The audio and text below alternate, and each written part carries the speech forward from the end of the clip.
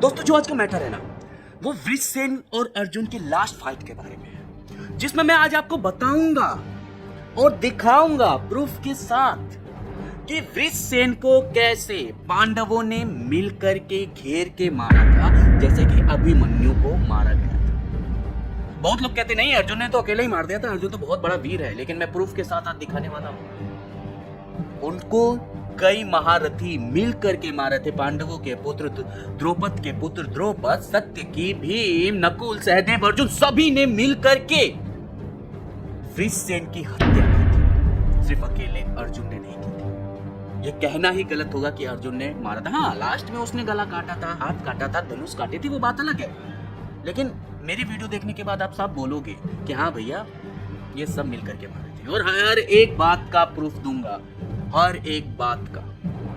दोस्तों अगर आज की वीडियो आपको पसंद आए ना तो प्लीज चैनल को सब्सक्राइब करिएगा, बेल आइकन को दबाइएगा, लाइक करिएगा और शेयर करना मत भूलिएगा कि लोगों के पास वृषसेन की हकीकत पहुंचे, वृषसेन की सच्चाई पहुंचे। जिस प्रकार से अर्जुन महान थे, उनके बेटे अभिमन्यु महान थे, उसी प्रकार अभिमन्यु की तरफ वृषसेन भी महान थे, उनके साथ भी धोखा हुआ था। लोग कहते हैं ना कि बस हाँ थोड़ा सा वृषसेन पाप की तरफ थे और अर्जुन सत्य की तरफ थे, अभिमन्यु सत्य की तरफ थे और वृषसेन सत्य की तरफ नहीं थे, इसलिए वृषसेन के बारे में उतना बताया नहीं जाता, वृषसेन के बारे में कहीं पढ़ा नहीं जाता। लेकिन आज पढ़ा जाएगा, आज वृषसेन की हकीकत दिखाई जाएगी। प्लीज चैनल को सब्सक्राइब करिएगा। तो आइए वीडियो शुरू करते हैं।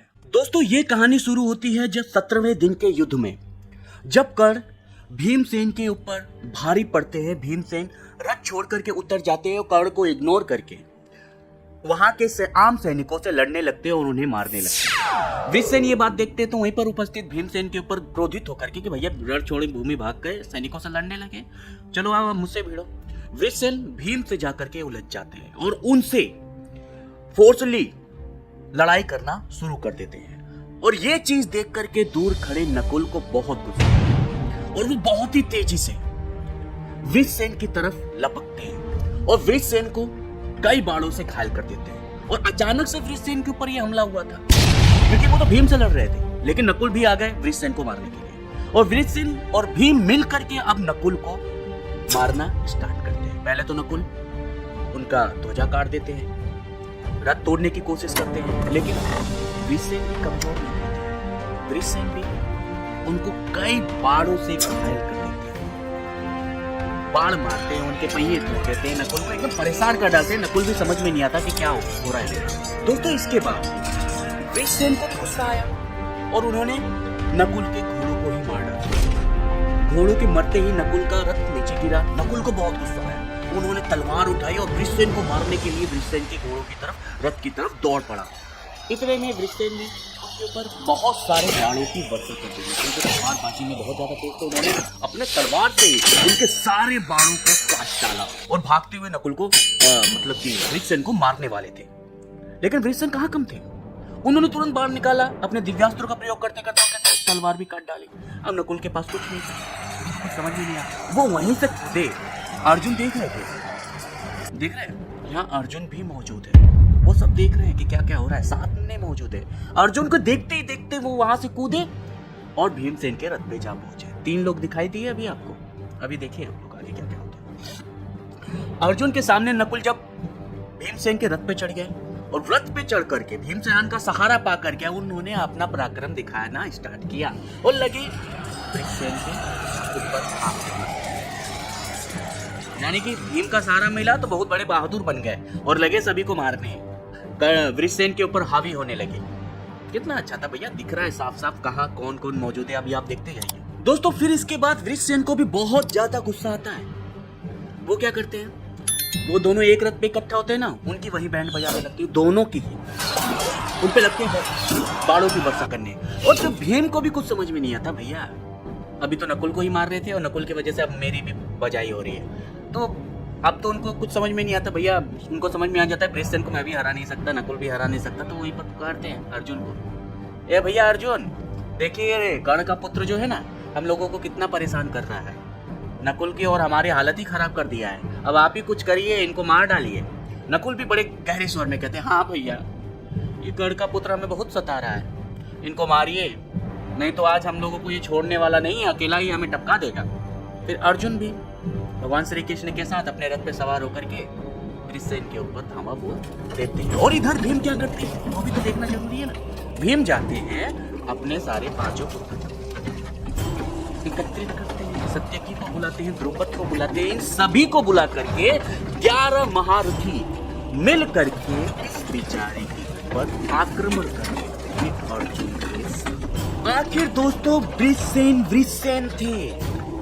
इतने सारे महारथियों के घेरे जाने के बाद भी उन्होंने भीम को, नकुल को, सत्यकी को, द्रौपद को, अर्जुन को, यहाँ तक कि इन लोगों के मौजूद होने पर भगवान श्री कृष्ण को भी भेज डाला। तो आप समझ सकते हो कितने ताकतवर थे वृषसेन। और भगवान श्री कृष्ण को भेज डाला अर्जुन के रहते हुए, कैसे संभव था? और इन लोगों ने उसी समय वृषसेन के ऊपर इतना धावा किया कि उनके रथ को तोड़ डाला, हर जगह को मार डाला। जब 12 रथी मिलेंगे तो भैया एक क्या करेगा वृषसेन?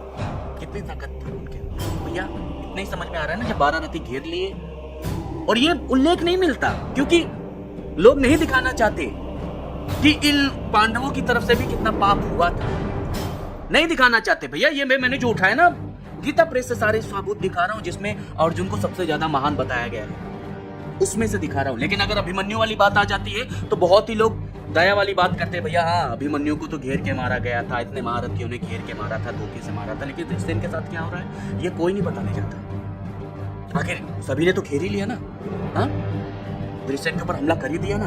और वृषसेन भी तब भी मारते हुए दिखाई दे रहे हैं सबको, हारते हुए नहीं दिखाई दे रहे। लेकिन जब थक गए ना तब अर्जुन चिल्ला के अपने डिंगे मारे कि भैया अब इनके सामने ये कर दूंगा, वो कर दूंगा, वृषसेन को मार दूंगा। और वही किया इन्होंने, लास्ट में डिंगे मारते मारते अपना वृषसेन को मार दिया। दोस्तों मैं जो भी बताता हूँ, ढूंढता हूँ, रिसर्च करता हूँ, फिर अपने दिमाग से सोचता हूँ।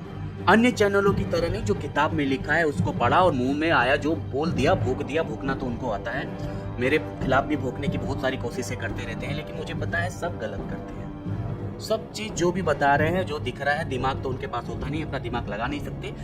जो निकालते हैं किताब में से वही उठा करके दिखा देते हैं, लेकिन उससे वो क्यों हो रहा है आगे पीछे दिमाग नहीं लगाते। दोस्तों आज का वीडियो अगर आपको पसंद आया तो प्लीज चैनल को सब्सक्राइब करिएगा, बेल आइकन को दबाइएगा और हाँ शेयर करना नहीं भूलिएगा। तो मिलते हैं अगले वीडियो में। जय हिंद।